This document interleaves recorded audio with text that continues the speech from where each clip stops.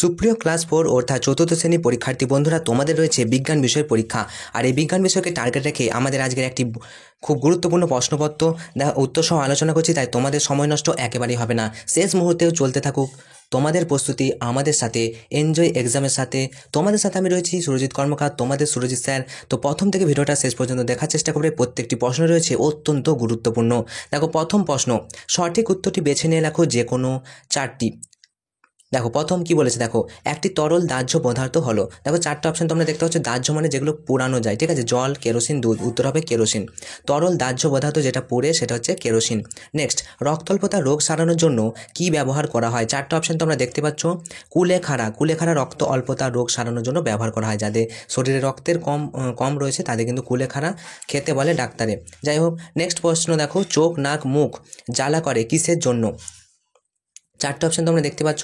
Bleaching পাউডারের জন্য। চোখ, নাক, মুখ জ্বালা করে ব্লিচিং পাউডারের জন্য। নেক্সট চলে আসবো, খাবারের যে অংশ হজম হয় না তা জমা হয় কোথায়? খাবারের যে অংশ হজম হয় না তা মলাশয়ে জমা হয়।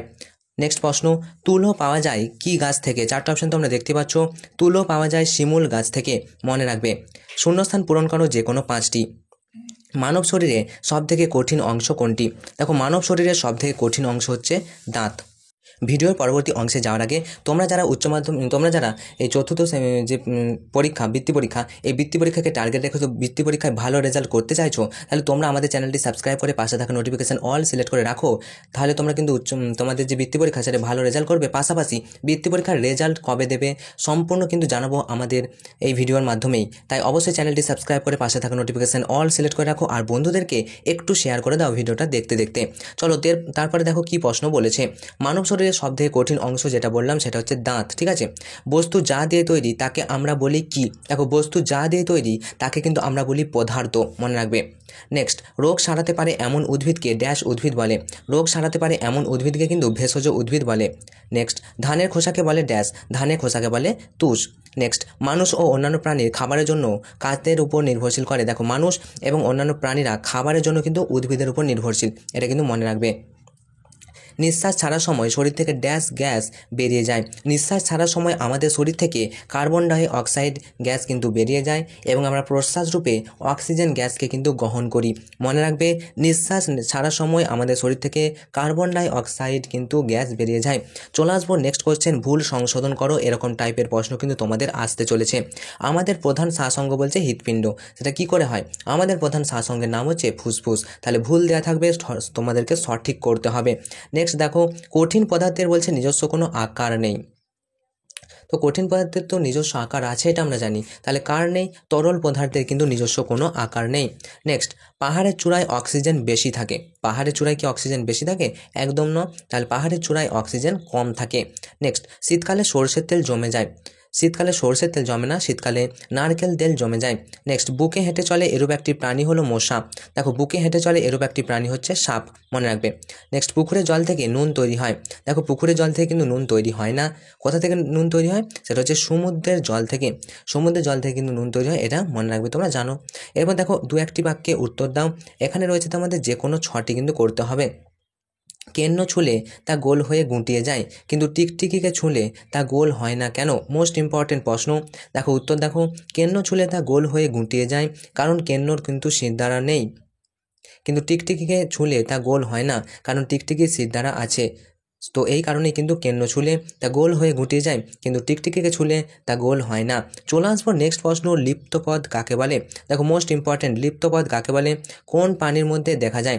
দেখো, যে সকল প্রাণীর পায়ের আঙুলগুলো পাতলা চামড়া দিয়ে জোড়া থাকে তাদের কিন্তু লিপ্তপদ বলে।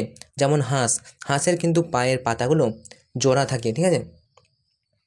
তো এটা হচ্ছে লিপ্তপদ প্রাণী কাদের বলে? কোন প্রাণীদের মধ্যে দেখা যায়? হাঁস, ঠিক আছে, হাঁসের মধ্যে দেখা যায়। চলো নেক্সট প্রশ্ন দেখো, দুটি জীব এবং দুটি জ্বরের নাম লিখতে বলছে। দেখো, দুটি জীব এবং দুটি জড় পদার্থ। 1 নম্বর, দেখো প্রথম, জীব ছোট থেকে বড় হয়, জড়ও ছোট থেকে বড় হয় না। দেখো, দুটি জীব ও দুটি জড় পদার্থ আমি তোমাদেরকে ডাইরেক্ট বলে দিচ্ছি অ্যান্সার। দুটি জীব যেমন মানুষ হবে বা অন্যান্য পশু পাখি, একটা লিখে দেবো, মানুষ, বাঘ, শিয়াল, হাঁস। তো তোমরা এগুলো দুটো জীব হলো। আর দুটি জড় পদার্থ, দুটি জড় পদার্থ হচ্ছে ইট, কাঠ, বালি পাথর এগুলো হচ্ছে জড় পদার্থ। তো এখানে জীব আর জড়ের পার্থক্যটা দেখো, দুটি জীব ও জড়ের পার্থক্য হতো উত্তর, ঠিক আছে। তো জীব ছোট থেকে বড় হয়, জীবের কিন্তু জীবন আছে, ছোট থেকে বড় হয়, কিন্তু জড়ও কিন্তু ছোট থেকে বড় হতে পারে না, ঠিক আছে। দেখো জীব এক স্থান থেকে অন্য স্থানে যেতে পারে, কিন্তু জড়ও এক স্থান থেকে অন্য স্থানে যেতে পারে না। একটা ইঁট এক স্থান থেকে অন্য স্থানে যেতে পারবে না, কিন্তু জীব কিন্তু এক স্থান থেকে অন্য স্থানে যেতে পারে। তো জীব ও জড়ের দুটি পার্থক্য, মোস্ট ইম্পর্টেন্ট প্রশ্ন। নেক্সট, ফুল ও ফল হয় না এমন দুটি গাছের নাম লেখো। দেখো ফুল ও ফল হয় না এমন দুটি গাছের নাম, সেটা হচ্ছে মস আর পাইন। মনে রাখবে মস এবং পাইন, এই গাছগুলো কিন্তু ফুল এবং ফল হয় না, ঘাস জাতীয়। নেক্সট, বর্জ্য পদার্থ কাকে বলে, দুটি উদাহরণ দাও। মোস্ট ইম্পর্টেন্ট প্রশ্ন। দেখো যে সকল পদার্থগুলি ব্যবহারের পর ফেলে দেওয়া হয় সেগুলিকে বর্জ্য পদার্থ বলে। উদাহরণ, তরকারি খোসা, প্লাস্টিক, এগুলো কিন্তু বর্জ্য পদার্থের উদাহরণ। প্রশ্ন দেখো, সুষম আহার খাওয়া উচিত কেন? সুষম আহার, দেখো শিশুদের ক্ষেত্রে সুষম আহার হচ্ছে দুধ, ঠিক আছে। তো এখানে সুষম আহার খাওয়া উচিত কেন? দেখে নাও, সুষম আহার খাওয়া মানে আহার খাওয়া বা সুষম খাবার খাওয়া উচিত, কারণ সুষম আহারের মধ্যে সকল পুষ্টিগুণ কিন্তু বজায় থাকে। নেক্সট 5 নম্বর প্রশ্ন, দুটি বা তিনটি বাক্যে উত্তর দাও, যে কোনো 4টি তোমাদের লিখতে হবে। কি কি কারণে বাঘের সংখ্যা কমে যাচ্ছে? মোস্ট ইম্পর্টেন্ট প্রশ্ন। দেখো বাঘের সংখ্যা কমে যাওয়ার অনেকগুলো কিন্তু কারণ রয়েছে, তার মধ্যে 1 নম্বর কারণ হলো চোরা শিকারীরা বনের বাঘ মারার কারণে বাঘের সংখ্যা কমে যাচ্ছে। 2 নম্বর, মানুষ বন কেটে বাসস্থান তৈরি করছে, বাঘের থাকার জায়গা কমে যাচ্ছে, আর সেই কারণেই বাঘের সংখ্যা কমে যাচ্ছে। আর একই কারণে মানুষ যেহেতু বন কেটে দিচ্ছে, বাঘের খাবারও কিন্তু কমে যাচ্ছে। বাঘ যে বনে থাকা যে সমস্ত পশু পাখি তাদের আশ্রয় হারাচ্ছে, পাশাপাশি বাঘের খাবার কমে যাচ্ছে। আর এই কারণেই বাঘ প্রায় এখন লুপ্ত প্রায় হতে চলেছে। কারণ আগে বাঘের সংখ্যা ছিল 40,000, এখন কিন্তু মাত্র ভারতে 2,000-এর বেশি বাঘ আছে, মাত্র 2,000-এরও কম বাঘ আছে। তো এই যে কারণে কিন্তু বাঘের সংখ্যা দিনের দিন কমে যাচ্ছে। চলে আসবো নেক্সট প্রশ্ন, বাতাসের 3টি উপাদানের নাম লেখো। দেখো বাতাসের 3টি উপাদানের নাম হলো অক্সিজেন, কার্বন ডাইঅক্সাইড, জলীয় বাষ্প, এগুলো হচ্ছে বাতাসের 3টি কিন্তু উপাদানের নাম। নেক্সট প্রশ্ন, ফুসফুস ভালো রাখার জন্য কি কি করা দরকার? দেখো ফুসফুস ভালো রাখার জন্য নিয়মিত আমাদের ব্যায়াম করা দরকার, মুক্ত বাতাসে খেলাধুলা করলে ফুসফুস ভালো থাকে। এছাড়া ফুসফুস ভালো রাখতে হলে বিভিন্ন ধরনের ধোঁয়া ধুলো থেকে আমাদের দূরে থাকা দরকার, তাহলে কিন্তু আমাদের ফুসফুস ভালো থাকবে। নেক্সট প্রশ্ন দেখো, শীতকালে ভিজে জামাকাপড় তাড়াতাড়ি শুকায় অথচ বর্ষাকালে দেরি হয় কেন? মোস্ট ইম্পর্টেন্ট, শীতকালে বাতাসে দেখো জলীয় বাষ্প কম থাকে, তাই শীতকালে ভিজে জামাকাপড় খুব তাড়াতাড়ি শুকিয়ে যায়। আর বর্ষাকালে বাতাসে জলীয় বাষ্প বেশি থাকে, তাই বর্ষাকালে কিন্তু দেরি হয়। আশা করি বুঝতে পেরেছো। নেক্সট প্রশ্ন দেখো, পাখি ও প্রজাতির একটি মিল ও একটি অমিল লিখতে বলেছে।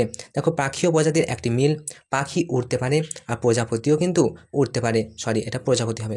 পাখি ও প্রজাপতি দুটোই কিন্তু উড়তে পারে। দেখো পাখি ও প্রজাপতির একটি অমিল, পাখির শক্ত ঠোঁট থাকে কিন্তু প্রজাপতির শক্ত ঠোঁট থাকে না। নেক্সট, অল্প কথায় উত্তর দাও, যে কোনো 3টি এরকম টাইপের প্রশ্ন তোমাদের আসতে চলেছে। খাবার হজম করতে লালাগ্রন্থি কিভাবে সাহায্য করে? দেখো লালাগ্রন্থি খাবারকে কিন্তু দলা পাকিয়ে দেয়, যাতে সহজেই খাবার গলা দিয়ে নিচে নেমে যায়। তো এইভাবে কিন্তু খাবার হজম করতে লালাগ্রন্থি সাহায্য করে। মেঘ কিভাবে তৈরি হয়?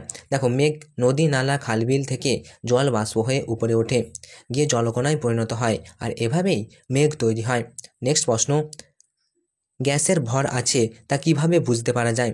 দেখো ভর মাপার যন্ত্র দাঁড়িপাল্লাতে কোনো গ্যাস ভর্তি জারকে মাপলে বুঝতে পারা যায় যে গ্যাসের ভর আছে। আর গ্যাসীয় পদার্থকে তরলে উচ্চ চাপে গ্যাস সিলিন্ডারে ভরে আমরা কিন্তু বুঝতে পারি যে গ্যাসের ভর আছে, অর্থাৎ গ্যাসকে তরলে পরিণত করলে বোঝা যাবে গ্যাসের ভর আছে। নেক্সট প্রশ্ন, মুখে কয় ধরনের দাঁত থাকে? দাঁত খারাপ হয় কিভাবে? দেখো মুখে কয় ধরনের দাঁত থাকে, দেখো মুখে কিন্তু 4 ধরনের দাঁত থাকে। দিনে 2বার দাঁত না মাজলে দাঁত খারাপ হয়, কোনো কিছু খেয়ে ভালো করে মুখ না ধুলে দাঁত কিন্তু খারাপ হতে পারে। এই ছিল তোমাদের জন্য প্রশ্ন, তোমাদের পরীক্ষা খুব ভালো হবে এই শুভকামনা জানিয়ে আজকের মতো ভিডিওটা আমরা এখানেই শেষ করব। তোমাদের প্রত্যেকের পরীক্ষা ভালো হোক, enjoy exam, all the best. ভিডিওটি ভালো লাগলে অবশ্যই লাইক করো, বন্ধুদেরকে ভিডিওটা একটু শেয়ার করে দাও, আর তোমাদের চ্যানেলে অবশ্যই চ্যানেলটি সাবস্ক্রাইব করে পাশে থাকা নোটিফিকেশান অল সেট করে রাখতে পারো। তোমাদের পরীক্ষা খুব ভালো হবে।